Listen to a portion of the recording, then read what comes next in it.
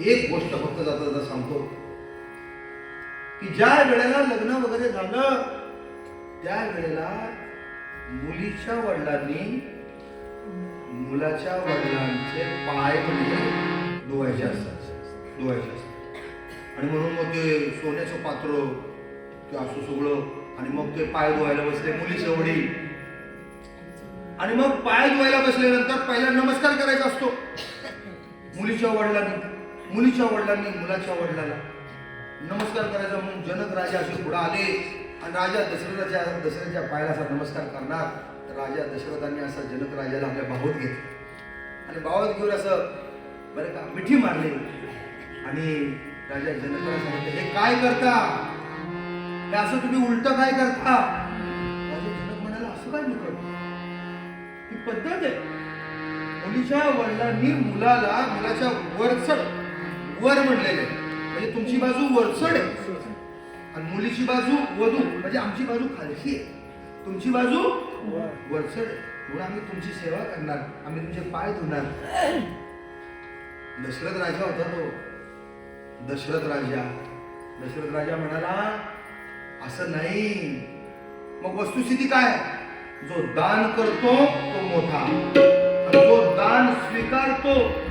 दान करतो तो दानशूर मोठा आणि जो दान घेतो तो याचक तो लहान असतो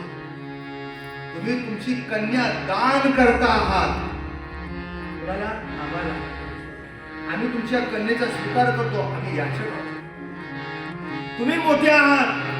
तुम्ही कन्या अरे टाळ्या वाजवा बघता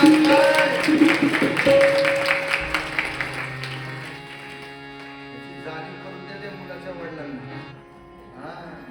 असा ठसका टाकायचा बरोबर लग्नात हे बायकांना नको सांगायचं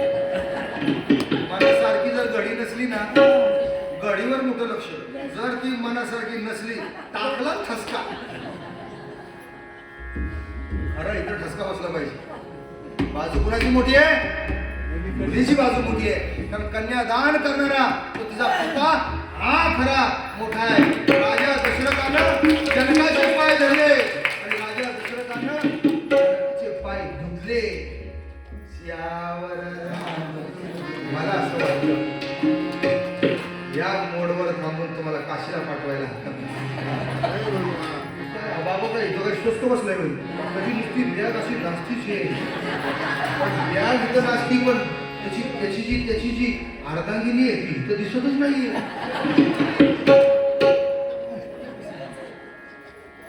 सहा वाजल्यापासून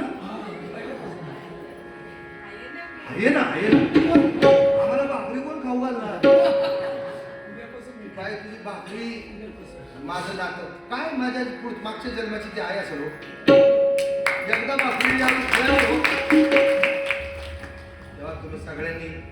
अतिशय आनंदानं ही कथा ऐकत आहात श्रवण करत आहात या सगळ्या कथेतला भाग जो आपण घ्यायला पाहिजे तो मात्र अट्टासाला घेतला पाहिजे आता आपण आरती करू आणि आपण छानपैकी सगळी तयारी करू मग आपण आपल्या प्रवासाला निघायचो सगळ्यांनी आरतीसाठी उभं राहा